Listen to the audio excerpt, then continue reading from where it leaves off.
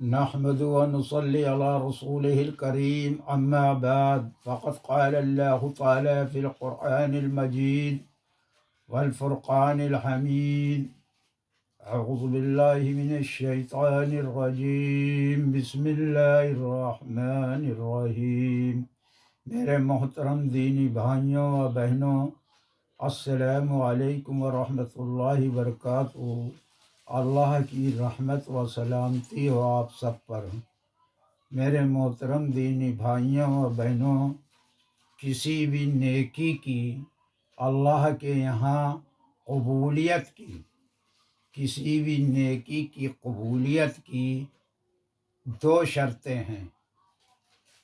آپ کوئی بھی نیکی کریں گے، اگر وہ دو شرطیں پوری ہوں گی تو ہی آپ کی محنت کا معاوضہ ملے گا اور وہ نیکی میں لکھی جائے گی۔ اگر دو میں سے ایک نہیں تو بھی وہ نیکی ضائع ہو جائے گی۔ تو وہ نیکی کی اللہ کے یہاں قبولیت کی دو شرطیں ہیں۔ نیکی کی یہی تعریف ہے، نیکی کی یہی تعریف ہے کہ جو کام شریعت کے مطابق ہو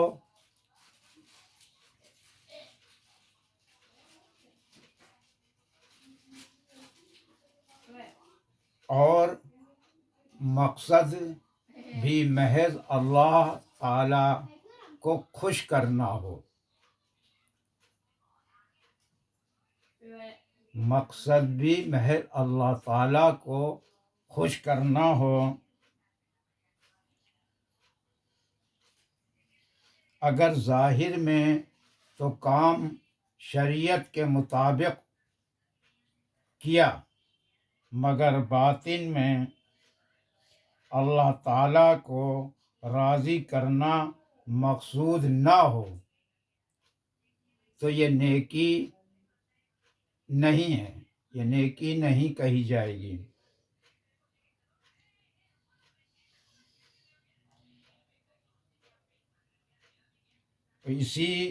اسی طرح نیکی کی ضد یعنی بدی کو سمجھ لیا جائے کہ ہر وہ کام جو شریعت کے خلاف ہو اور جس سے اللہ تعالیٰ کی ناراضگی ہو، وہ بدی ہے۔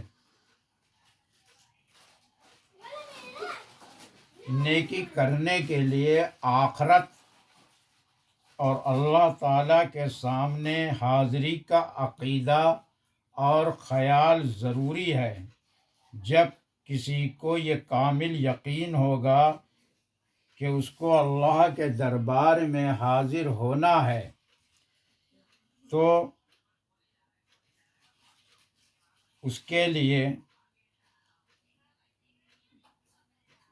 لیے کوئی بھی نیکی کرنا آسان ہوگا۔ اسی طرح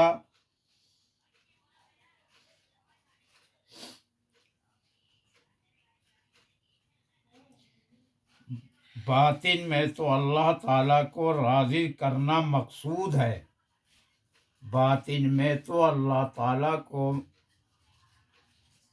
راضی کرنا مقصود ہے، مگر جو کام کیا وہ شریعت کے حکم کے مطابق نہ ہوا تو یہ بھی نیکی نہیں ہے۔ تو کیا مطلب ہوا؟ نیکی کرنے کی دو شرطیں ہیں نیکی قبول ہونے کی اللہ کے یہاں، کہ جو بھی کام آپ نے کیا ہو وہ شریعت کے مطابق ہو اور باطن اور ظاہر دونوں میں اللہ کو راضی کرنا مقصد ہو۔ اگر آپ کا دل میں تو اللہ کو راضی کرنے کا مقصد سے آپ نیکی کر رہے ہیں، لیکن جس طرح پر آپ وہ کر رہے ہیں وہ طریقہ حکم کے اللہ کے خلاف ہے تو بھی آپ کی نیکی نہیں ہے، وقت آپ کا ضائع ہوگا۔ نیکی اللہ کے یہاں نہیں قبول ہوگی۔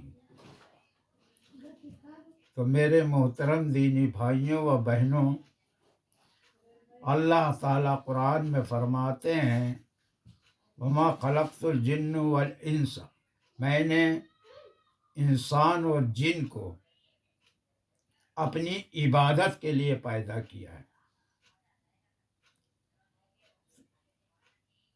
اپنی عبادت کے لیے اللہ تعالیٰ نے انسانوں کو جنوں کو پیدا کیا۔ پہلے جنوں کو پیدا کیا تھا، پھر انسانوں کو پیدا کیا، اور سب اپنے اپنے رب کی حمد و ثنا میں لگے ہیں، مگر یہ بندہ ہی جو ہے یہ بھول گیا دنیا میں اپنے آنے کے مقصد کو، اور یہ بھی بھول گیا کہ ایک دن ہم جہاں سے آئے ہیں وہاں ہمیں واپس جانا ہے۔ ظاہر ہم کہیں سے اس دنیا میں آئے ہیں، جہاں سے ہم آئے ہیں وہی تو ہمارا وطن ہوا، اور اپنے وطن کو تو ایک نہ ایک دن لوٹ کر جانا ہی ہوتا ہے۔ تو یہ تو پردیس، یہ دنیا ہمارے لیے ایک پردیس ہو گئی۔ ایک دن ہمیں اپنے وطن لوٹ کر جانا ہے، اور پھر جب ہم وہاں لوٹ کر جائیں گے تو یہاں جس لیے ہم کو اللہ نے بھیجا تھا وہ حساب کتاب لے گا کہ میں نے یہ کام سونپا تھا، وہ کام سونپا تھا، کیا کرا تم نے، کیا نہیں کرا، تو ہم کیا جواب دیں گے؟ ہم یہاں غفلت میں پڑے ہوئے ہیں۔ جس دن انسان پیدا ہوتا ہے اسی دن سے اس کی الٹی گنتی شروع ہو جاتی ہے۔ مثال کے طور پہ اگر وہ 100 سال کی زندگی جو کہ ایک راز کی چیز ہے وہ اللہ کے یہاں سے لکھا کے لایا، تو 1 سال گزرنے پہ وہ 99 رہ جائے گی، اور 2 سال گزرنے پہ 98 رہ جائے گی۔ تو میرے محترم دینی بھائیوں اور بہنوں، ہماری زندگی سے گزرنے والا ایک ایک منٹ، ایک ایک سیکنڈ، ایک ایک لمحہ ہماری زندگی سے کم ہوتا جا رہا ہے۔ ہماری زندگی بہت تیزی سے خرچ ہو رہی ہے، بہت تیزی سے ہماری زندگی خرچ ہو رہی ہے، اور ہم موت کی طرف دوڑتے چلے جا رہے ہیں، اور زندگی سے دور ہو رہے ہیں، اور موت سے قریب ہوتے جا رہے ہیں، اور ہم کو سوچنے کا موقع بھی نہیں ہے، ہم سوچتے بھی نہیں ہیں کہ ہماری زندگی خرچ ہو رہی ہے۔ پیسے کو تو ہم سوچ لیتے ہیں کہ اتنے 1000 روپیہ تھا، کتنا خرچ ہو گیا، اتنا سا بچا، کتنا خرچ ہو گیا۔ یہ زندگی جو خرچ ہو رہی ہے، جو بہت چھوٹی سی پونجی ہے، کسی کی 60، کسی کی 50، یہ کوئی زندگی ہے؟ اس کو کتنی دیر لگے گی ختم ہونے میں؟ تو جس وقت موت کی گھڑی آ جائے گی پھر نہ 1 سیکنڈ دیری ہوگی اور نہ 1 سیکنڈ جلدی ہوگی، پھر سارے کام پڑے ہوں ادھورے، پھر یہاں سے جانا ہوگا اپنے وطن واپس۔ خالی ہاتھ ہم اللہ کے یہاں سے آئے تھے، لیکن یہاں سے ہم صرف اپنے اعمال لے کر جائیں گے۔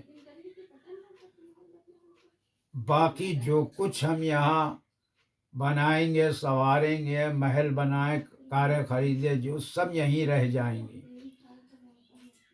تمام رشتے ناتے، دوست یار، سب کی دوستی صرف یہیں تلک کی ہے، وہاں کسی سے کسی کی دوستی نہ ہوگی، بہت ہی نفسا نفسی کا عالم ہوگا۔ وہ ماں جو یہاں اپنے منہ کا نوالہ اپنے بچے کو کھلا دیتی تھی، وہاں وہ اپنی ایک نیکی اپنی اولاد کو دینے کے لیے تیار نہ ہوگی۔ سب کا یہی حال ہوگا، نفسا نفسی کا عالم ہوگا۔ آدمی پریشان ہوگا، ہوش اڑے ہوئے ہوں گے، ہوائیاں اڑ رہی ہوں گی، کوئی کسی کو پہچانے گا نہیں، کوئی کسی پہ وہاں رحم نہیں کھائے گا، صرف اور صرف جو ہم اپنے اعمال صالح یہاں سے لے کر جائیں گے وہی وہاں کی کرنسی ہوگی، وہی وہاں چلیں گے، اسی سے ہماری وہاں جنت ملے گی، اسی سے سارے عیش و آرام عشرت ملے گی۔ جیسے یہاں یہ سکے، یہ ریال، یہ روپے، یہ ڈالر، یہ سب چلتے ہیں، وہاں کرنسی کا نام نیکی ہے، نیکی۔ تو یہاں کی فکر کے ساتھ ساتھ وہاں کے لیے بھی کچھ فکس ڈپازٹ کریے۔ آپ یہاں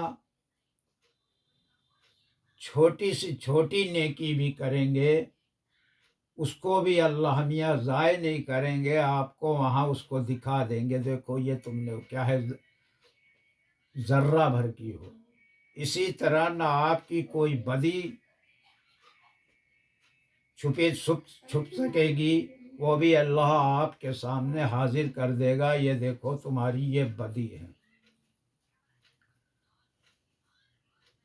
تو میرے محترم دینی بھائیوں اور بہنوں، بہت فکر کی بات ہے، بہت فکر کی بات ہے کہ ہم جو فکریں لیے ہوئے ہیں وہ تو صرف اس دنیا بھر کے لیے ہیں، عارضی ہیں۔